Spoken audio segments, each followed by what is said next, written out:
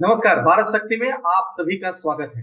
आज के इस विशेष कार्यक्रम में हम बात करेंगे कारगिल युद्ध के विषय में। पाकिस्तान के खिलाफ 1999 में लड़ा गया ये युद्ध स्वतंत्र भारत और खासकर भारतीय सेना के लिए एक महत्वपूर्ण मुकाम है।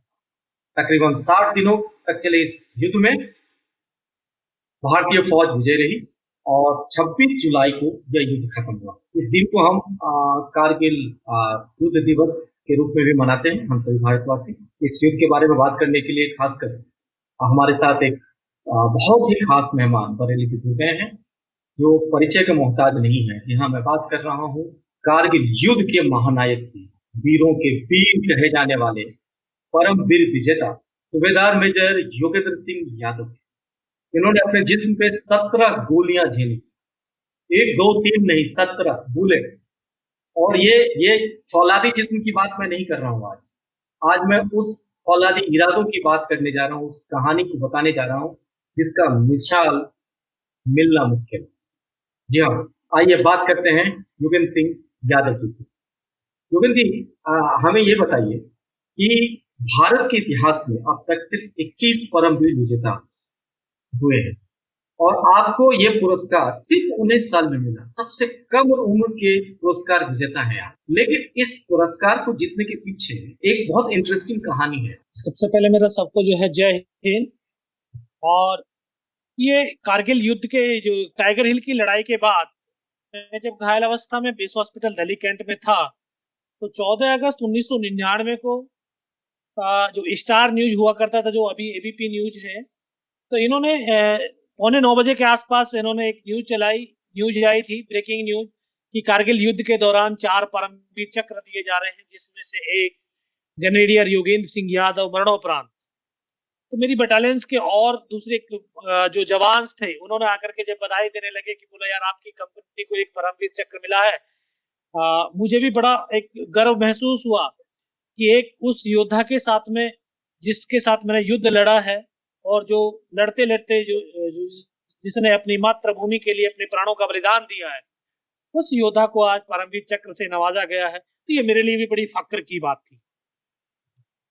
इस प्रकार से हम एक दूसरे को बधाई देते हुए हम रात को सो गए। तो रात को लगभग 2-2:30 के आसपास जो एमएनएस थी, उन्होंने आकर के बोला कि आपका आर्मी नंबर क्या है, आपका फुल नेम क्या है, यूनिट कौन सी है। तो फिर मैं बोला मैडम जो है बेड कार्ड तो लगा, इस पे से पूरा आर्मी नंबर, रैंक, नेम सब कुछ लिखा हुआ। बोला नहीं नहीं आप बताइए। तो तब उनको पूरा आर्मी नंबर, रैंक, नेम बताया। बताने के बाद लगभग फिर 4:30-5 बजे फिर एमएनएस आई। बोला आपका होम एड्रेस चाहिए, होम का डिटेलमेंट चाहिए, आपका फादर का नेम, मदर का नेम, ब्रदर का नेम, वाइफ का नेम। फिर मुझे कुछ आशंका सी हुई कि कुछ शायद हो सकता है घर में कोई घटना घटित होगी। मैं उनको बोला मैडम ये बताइए कि बात क्या है, बात बता दीजिए। बोला नहीं नहीं कुछ नहीं है। मैं कहा नहीं मैडम बात तो कुछ है। तो उन्होंने बोला ठीक है, कुछ नहीं, पहले आप बताइए। मैं उनको पूरा डिटेल दिया। डिटेल देने के बाद उन्होंने लगभग 6:30-7 बजे मुझे बताया कि आपसे chief of army staff general VP Malik मिलने के लिए आ रहे हैं। किस लिए आ रहे हैं? बोला हमें नहीं पता। तो 8:30-9 बजे, 9 साढ़े 9 बजे के आसपास जब general VP Malik base hospital Delhi cantt पहुंचे, तो उन्होंने आकर के बोला योगेंद्र बधाई हो। मगर साहब किस बात की बधाई? बोला आपको परमवीर चक्र से नवाजा गया है। मगर सर मैं तो जिंदा हूँ, मरणोपरांत दिखाया गया था। बोला नहीं नहीं नहीं नहीं नहीं, वो कहीं जो है मिस्टेक हुई थी, जो आपके आर्मी नंबर को जो ढूंढते रहे कि अगर ये बंदा की डेड बॉडी कहाँ है। तो जो हमें रात को पता चला कि यार ये बंदा तो जो है बेस हॉस्पिटल दिल्ली कैंट में, इसलिए मुझे मुझे खुद आना पड़ा आपको बधाई देने के लिए। और ये मेरे लिए बड़े फक्र की बात है कि मैं एक जीवित परमवीर चक्र जो बेस हॉस्पिटल में है उनको बधाई देने के लिए जा रहा हूँ। बहुत बहुत इंटरेस्टिंग कहानी थी ये, यही मैं जानना चाहता था। अच्छा, कहा जाता है कि टाइगर हिल्स का जो मिशन था उसको इम्पॉसिबल मिशन मानते थे। आप हमें ये बताइए कि इसको कैप्चर करना बहुत ही जरूरी था, जैसा कि सभी जानते हैं कि जब तक आप ये टाइगर हिल्स पे कब्जा नहीं करेंगे, क्योंकि टाइगर हिल्स पे पाकिस्तानियों का कब्जा हो जाने की वजह से जो हमारा एनएच था वो पूरी तरह से ब्लॉक था। और उसको फिर से रिकैप्चर करना ये हमारे लिए बहुत महत्वपूर्ण। और इस ऑपरेशन को बहुत ही महत्वपूर्ण माना गया था और इसकी जिम्मेवारी आपके रेजिमेंट को दी गई थी और आपकी रेजिमेंट रेजिमेंट इस ऑपरेशन को एग्जीक्यूट कर रहा था खासकर। आप जो आप एक कमांडो थे, घातक कमांडो के हिस्सा थे। आप हमें बताइए कि वो एक ऑपरेशन था क्या, आखिर क्यों महत्वपूर्ण था, कैसे आप लोगों ने उस ऑपरेशन को अंजाम दिया? तो ये जो टाइगर हिल का जो ऑपरेशन था इसलिए बड़ा महत्वपूर्ण था क्योंकि जो नेशनल हाईवे बनलपा श्रीनगर टू ले, इस पर्वत श्रृंखला से पूरा हाईवे उन्होंने ब्लॉक किया हुआ था। कोई भी मूवमेंट उस हाईवे पे हो नहीं रहा था। तो जो हमारा लॉजिस्टिक सपोर्ट आगे की तरफ जाना था वो पूरा ब्लॉक था, तो उसको भेजना बहुत जरूरी था। तो वो लॉजिस्टिक सपोर्ट आगे नहीं जाएगा तो बटाले द्रास में, बटाले कारगिल, तो आगे कैसे फिर हम लड़ाई लड़ पाएंगे। तो उसके लिए एक ये चुनौतीपूर्ण टास्क था। दूसरा, इसने पूरे द्रास सेक्टर की तमाम जो चौकियां थी इसको पूरा डोमिनेट किया हुआ था। और जो हमारे द्रास के अंदर और जो चोटियां थी जो हमने पाकिस्तान से वापस ले ली थी, अब यहां से वो पूरा उनके ऊपर भारी बम्बारमेंट करके कैजुअलिटी पहुंचा रहे थे। तो हमारी जो सफलता थी असफलता में तब्दील होती जा रही थी, कैजुअलिटी हमारी बढ़ती जा रही थी। तो इस पर्वत को लेना, इस पहाड़ी को लेना एक बहुत बड़ा महत्वपूर्ण टास्क इसलिए महत्वपूर्ण बन जाता था कि अगर ये पहाड़ी हमारे अंडर कमांड आ जाए, इस पहाड़ी पर हमें विजय प्राप्त कर लें, तो नीचे वाली चोटियों के ऊपर दुश्मन जो बैठा है उसको हम आसानी से बर्बाद कर सकते हैं और अपनी कैजुअलिटी को कम से कम कर सकते हैं। तो इस पे पहले से 8 सिख लगी हुई थी। तो 8 सिख ने काफी ऑपरेशंस किए लेकिन उनको कोई सक्सेस नहीं मिली थी।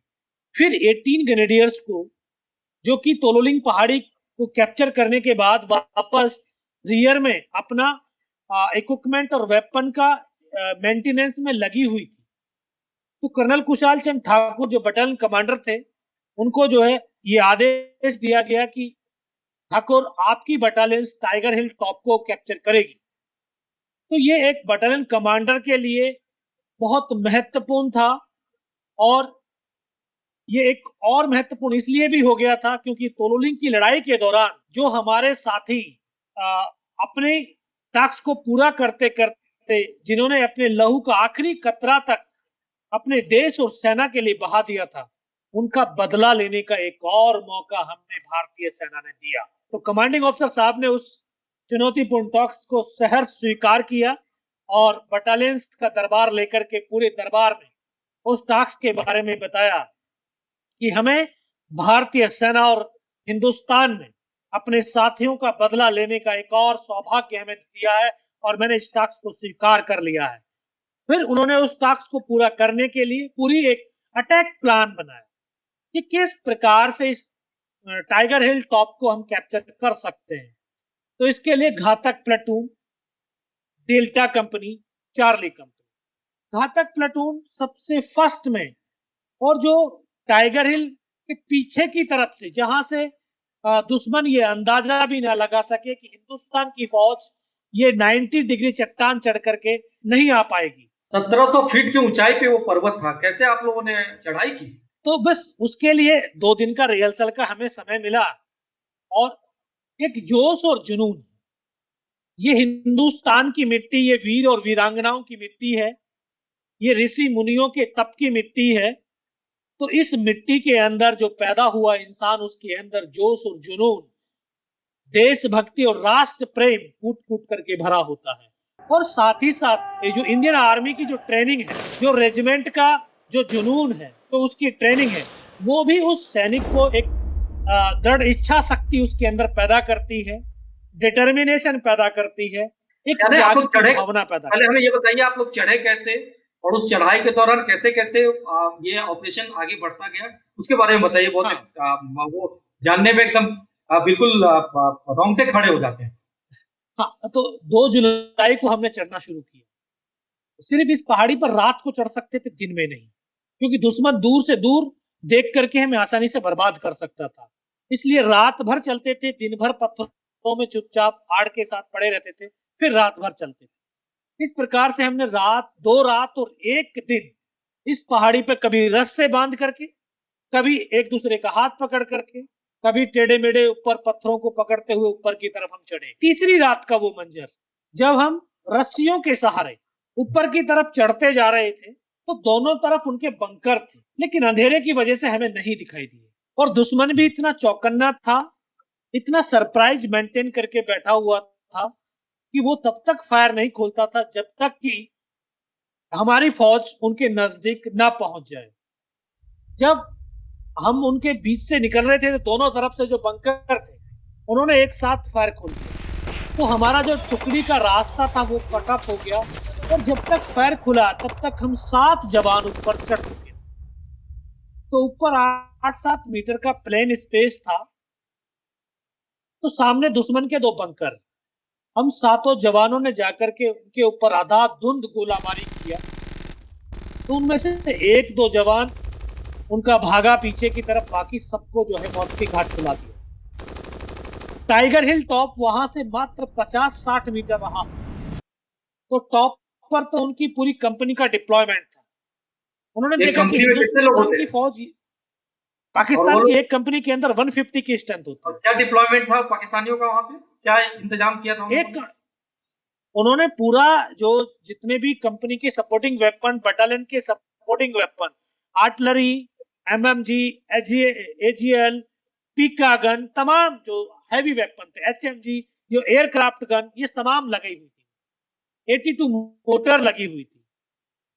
तो ये तमाम उनका जो एक कंपनी का जो सपोर्टिंग वेपन, उनका डिप्लॉयमेंट इस प्रकार से था कि उन्होंने कभी सपने में भी नहीं सोचा था कि हम टाइगर हिल को छोड़ करके वापस जाएंगे। लेकिन वो भूल गए ये हिंदुस्तान की मिट्टी है और इस मिट्टी के अंदर सिंगनिया और शेर पैदा होते हैं। तो क्या हुआ जब आप 7 जवान ऊपर चढ़े, उसके बाद की कहानी क्या है? हाँ, तो जब ऊपर चढ़े तो 7 जो उनके 4-5 जो पाकिस्तानी थे उनको तो मौत की नींद सुला दिया।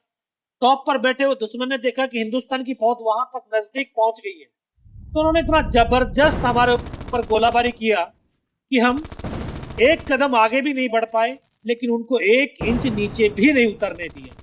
हमारा 5 घंटे तक उनसे आपस में जो है ना फायरिंग चलता रहा। पीछे से बिल्कुल कट ऑफ थे, कोई सपोर्ट था नहीं। तो उसी दौरान आपको गोली लगी?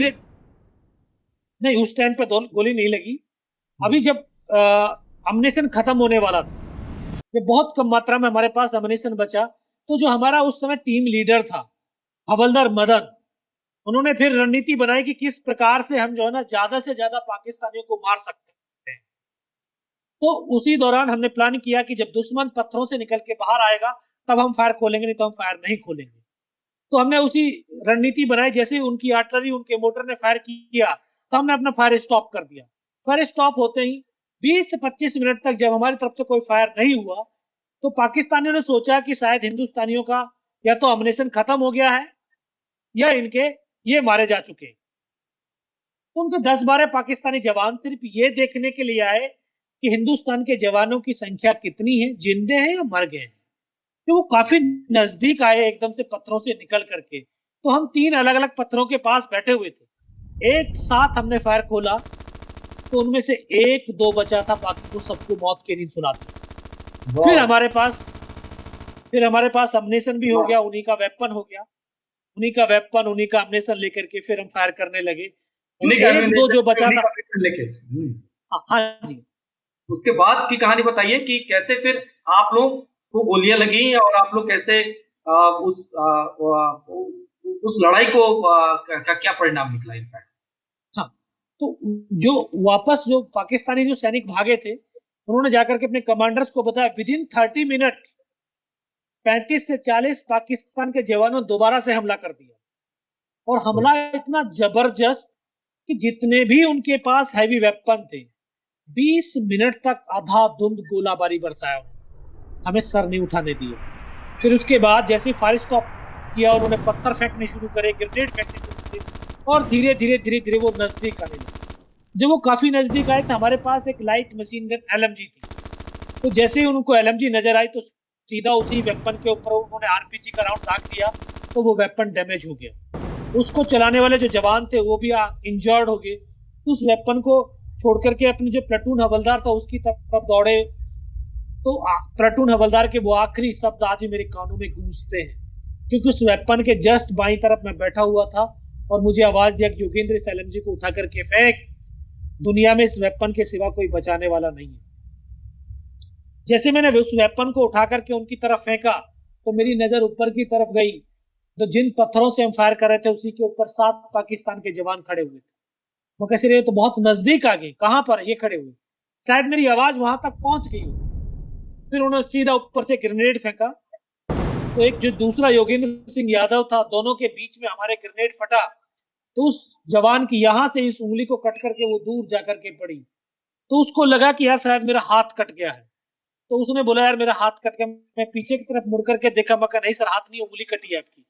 तो उनको फर्स्ट एड दिया।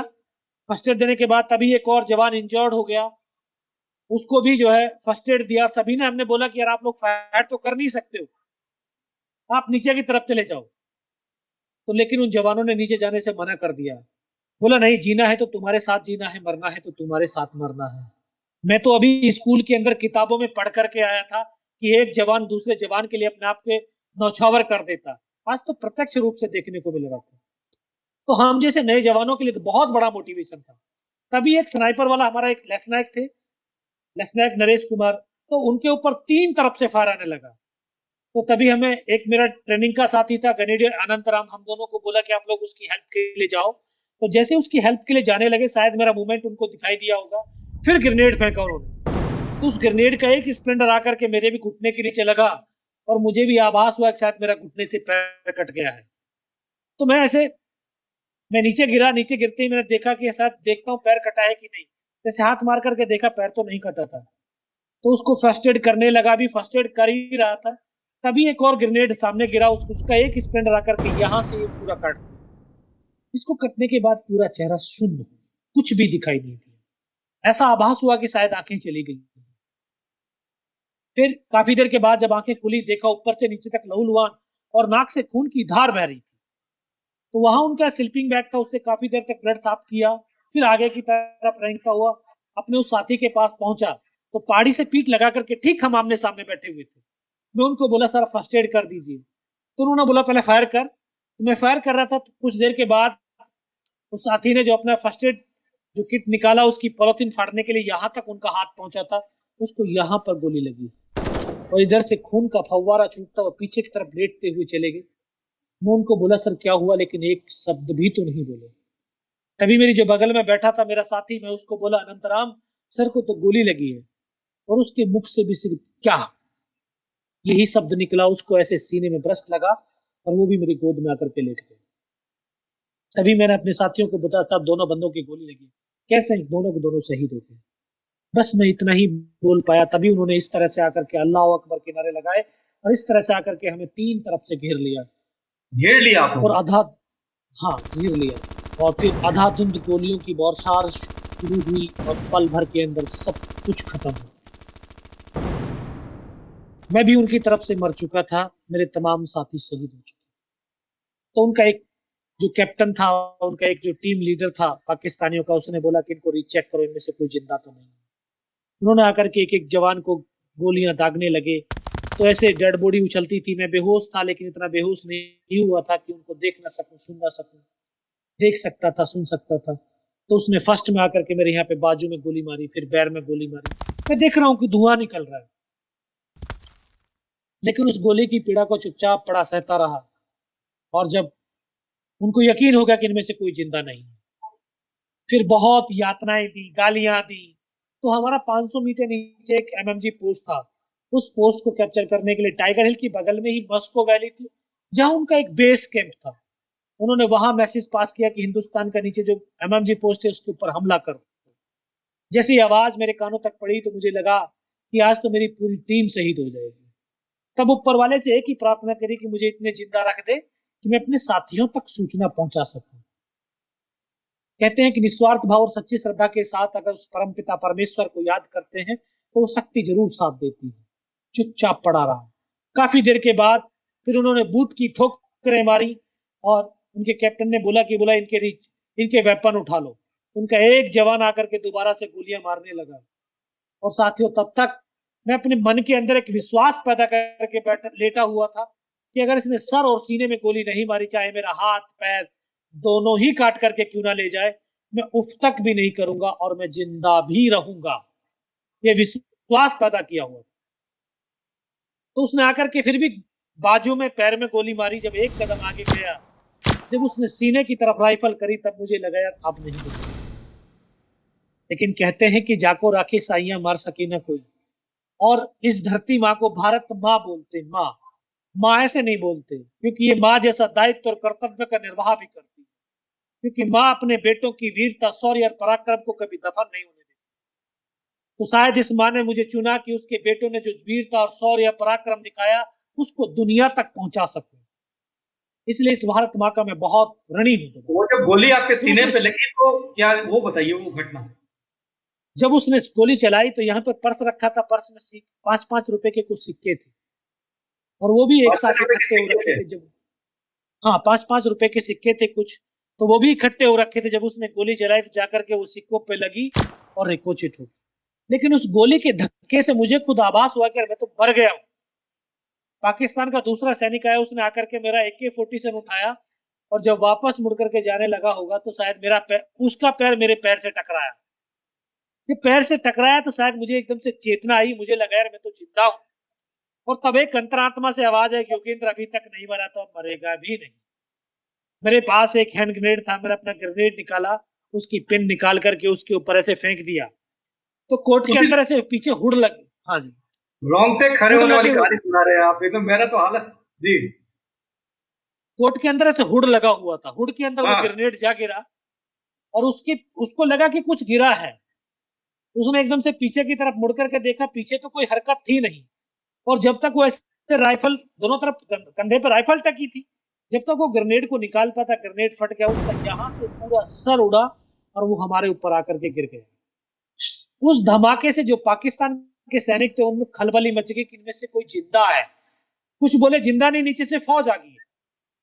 अच्छा, वही एक मौका था मेरे पास, रिइंफोर्समेंट हो गया, फौज आ गई। हाँ, तो मैंने तो उसकी राइफल को उठाने की ऐसे कोशिश किया, लेकिन एक हाथ तो हिला ही नहीं, क्योंकि इस हाथ की पूरी हड्डी निकल के बाहर थी। एक हाथ से राइफल को उठाया, वहां से ऐसे ब्रश फायरिंग किया, इसी हाथ से पलटा खाया, दूसरे पत्थर से, तीसरे पत्थर से। जब 3-4 जगह से फायरिंग हुआ, फायरिंग शुरू कर दिया, तो उस फायरिंग से उनको आभास हो गया कि नीचे से रीइंफोर्समेंट आ गई है।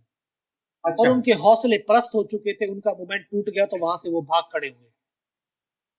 मैं 3-4 मीटर रेंगता हुआ आगे गया, तो 3-4 मीटर जाने के बाद देखता हूं सामने उनके लंगर चल रहा है, उनके लिविंग टेंट लगा हुआ है, उनकी मोटर पोजीशन है, तो सब कुछ वहां से वेपन का जो डिप्लॉयमेंट था, जो लिविंग डिप्लॉयमेंट था, वहां से बिल्कुल क्लियर देख रहा था। उस समय जहन के अंदर एक ही पागलपन था, एक ही सोच थी, अपने पोस्ट को बचाना, अपने साथियों को बचाना। फिर मैं वापस धीरे धीरे रेंगता हुआ अपने साथियों के पास आया। मुझे लगा कि हो सकता है मेरी तरह कोई मेरा साथी जिंदा होगा, तो आकर के एक एक को देखने लगा। किसी का पूरा सर फटा हुआ बाहर था, किसी के पूरे फेफड़े निकले हुए बाहर थे। बहुत देर रहे, रोते रोते फिर अपने आप को संभाला। 2.5 साल की सर्विस, 19 साल की उम्र, ना तो सर्विस का तजुर्बा ना उम्र का अनुभव। वही मैं पूछ रहा हूं कि पाकिस्तान कि आपके इस इंफॉर्मेशन के बाद आपके रेजिमेंट ने वो टाइगर टॉप को किस तरह से कैप्चर किया, ये एक महत्वपूर्ण जानकारी जो आपने उस हालात में दी है। 17 बुलेट्स आपने खाई और उसके बाद आप लड़ते रहे, पाकिस्तानी जब सैनिकों को मारते रहे, और फिर आपने रेजिमेंट या यूनिट को बताया कि क्या हालात है वहां पे, और उस जानकारी जो इतनी अहम जानकारी थी जिसके बदौलत आपकी यूनिट वहां जाके विजय होती है और भारतीय झंडा वहां फहराया जाता है। ये एक अजीब अदम्य साहस का मतलब एक ऐसा कहानी है, ये सुन के तो एकदम बिल्कुल फिर से वो सारी मैं महसूस कर सकता हूँ कि क्या वो माजरा रहा होगा उस टाइम में। आप मुझे बताइए ये साहस आया कैसे? 19 साल के जवान, एक 19 साल का लड़का, आपने आर्मी कब ज्वाइन किया था? बता रहे हैं कि आप 2-2.5 साल के का सर्विस करियर था। हाँ। मतलब आप 16 साल में ज्वाइन कर लिए, और आपके रेजिमेंट से ऐसी क्या ट्रेनिंग दी, क्या सिखाया? आप कुछ बताइए अपने 18 ग्रेड के बारे में। मैं 96 में ज्वाइनिंग किया था, और मेरे लिए सबसे बड़ी फक्र की बात यह थी कि जो है कि जिस रेजिमेंट की वीरता की, शौर्य की, पराक्रम की कहानियां अभी किताबों में स्कूल के अंदर पढ़ करके आया था, CQMH अब्दुल हमीद, मेजर होशियार सिंह, और उसी वही रेजिमेंट मुझे मिली। तो रेजिमेंट जो एक संस्कार होते हैं, संस्कार व्यक्ति के अंदर। 5 परमवीर चक्र मिला है, 3 परमवीर चक्र, 3 तीन परमवीर चक्र हैं, 5 विक्टोरिया क्रॉस है, 5 विक्टोरिया क्रॉस है जी जी। तो उसी रेजिमेंट के अंदर जो है ट्रेनिंग प्राप्त किया, तो वहां उस मिट्टी के अंदर, उस रेजिमेंट के अंदर जो एक वीरता थी वो हमारे लहू के अंदर समाहित होती चली गई, और उस वीरता को जिंदा रखना हम हर सैनिक का जो है दायित्व और कर्तव्य बनता है। फिर 18 ग्रेनेडियर्स ने आकर के अपनी तरह से जो है ट्रेनिंग, और उन्होंने अपनी एक सिखलाई, अपनी एक प्लानिंग के हिसाब से उन्होंने एक जो रणनीति बनाई थी, जो बटालियन कमांडर साहब की जो प्लानिंग थी, उस प्लानिंग को हमने सर अंजाम देने की कोशिश किया। और एक सैनिक का दायित्व बनता है कि उसको जो उसके कमांडिंग ऑफिसर, उसके जो टीम लीडर के द्वारा जो टास्क दिया जाता है उसको वो बखूबी पूरा करे। और सैनिक को सबसे बड़ी खुशी होती है, सबसे बड़ी उसको जो है आत्मिक संतुष्टि मिलती है कि वो अपने कमांडर के द्वारा दिए हुए टास्क को सही समय पर सही तरीके से पूरा कर सके। सूबेदार मेजर योगेंद्र सिंह जी, आप मुझे ये बताइए कि ये जो असाधारण वीरता या साहस की जो ये कहानी है, आपको विरासत में मिली है। आपके पिता भी फौज में थे, आपके भाई भी हैं। आप बताइए ये जो आपका जो बैकग्राउंड है उसके बारे में कुछ बताइए संक्षेप में। बिल्कुल, मेरे फादर भी जो है, फादर भी वो आर्मी में थे। 11 कुमाऊं में उन्होंने 71 की लड़ाई भी 65 और 71 की लड़ाई भी लड़ी है। तो वो लड़ाइयों की कहानियां हमें बताते थे, बचपन से उन्हीं कहानियों को सुन करके हम बड़े हुए। तो एक घर के परिवार का संस्कार, समाज का संस्कार, देश का संस्कार और सेना के जो संस्कार हैं, ये संस्कार धीरे धीरे एक अंदर एक मोटिवेट पैदा करते गए, एक प्रेरणा शक्ति पैदा करते गए। और उसी शक्ति के तहत मैं भी सेना के अंदर उसी प्रेरणा के साथ, क्योंकि भाई भी आर्मी में है, अभी सूबेदार के पोस्ट के ऊपर है, और मुझे उसी भाई से और फादर से प्रेरणा मिली, तब मैं जो है ना सेना के अंदर भर्ती। आप तो अभी भी यंग है, 1980 बॉर्न है, और आप इस देश के आइकन हैं, हीरो हैं। आपको IIT, IIM बहुत सारी संस्थाएं आपको बुलाती हैं एज ए मोटिवेशनल स्पीकर के रूप में। कैसा लगता है आपको जब आपको और अपने स्टूडेंट्स को या जब आप यंग भारत देशवासियों को मोटिवेट करते हैं, तो बताइए कैसा लगता है वो? आप शेयर कीजिए कुछ एक्सपीरियंस। नहीं, बहुत अच्छा लगता है कि एक डिफेंस पर्सन, एक आर्मी पर्सन IIT, IIM के अंदर जाकर के, और ऐसी यूथ को, क्योंकि मेरा एक सपना है, मेरा सपना यही है कि एक सैनिक का कभी जो सैनिक तो हमेशा जवान रहता है, और सैनिक चाहता है कि ज्यादा से ज्यादा लोग के अंदर राष्ट्र प्रेम, राष्ट्र भक्ति की भावना जागृत हो। और इसलिए मैं समय समय के ऊपर स्कूल, कॉलेजेस, IIT, IIM के अंदर जाकर के नौजवानों को प्रेरित करता हूं कि आप कोई भी क्षेत्र में रहें, लेकिन सबसे सर्वप्रथम राष्ट्र को प्रथम रख करके अपने टास्क को अगर अंजाम देंगे, अपने कार्य को करेंगे, तो आपके अंदर भी एक कार्य के प्रति आत्म संतुष्टि प्राप्त होगी, और आपको भी महसूस होगा कि हाँ, मैं भारतीय हूं और मैंने राष्ट्र के लिए काम किया। बहुत खूब। आपने सुना कैसे योगेंद्र सिंह जी बता रहे हैं कि राष्ट्र के प्रति जो इनकी निष्ठा है और जो कर्तव्य है, और अधम्य साहस की, मतलब जान तो चली जाए तो चली जाए, लेकिन जब तक सांस है, आखिरी दम तक वो जो मुकाम उन्होंने सोच लिया है हासिल करना, उसको करके रहेंगे। कमाल की स्टोरी है आपकी। ये एक ऐसा मिसाल है जो कहीं देखने को नहीं मिलता या सुनने को नहीं मिलता। मैं इसी नोट पे खत्म करना चाहूंगा प्रोग्राम को, और कारगिल दिवस को इससे अच्छा श्रद्धांजलि या याद करने का मौका क्या आ सकता है जब आपकी स्टोरी हम शेयर करते हैं, साझा करते हैं, खासकर अपने दर्शकों के साथ। बहुत बहुत धन्यवाद और फिर मिलें। बहुत धन्यवाद। हाँ, कारगिल विजय दिवस की बहुत शुभकामनाएं।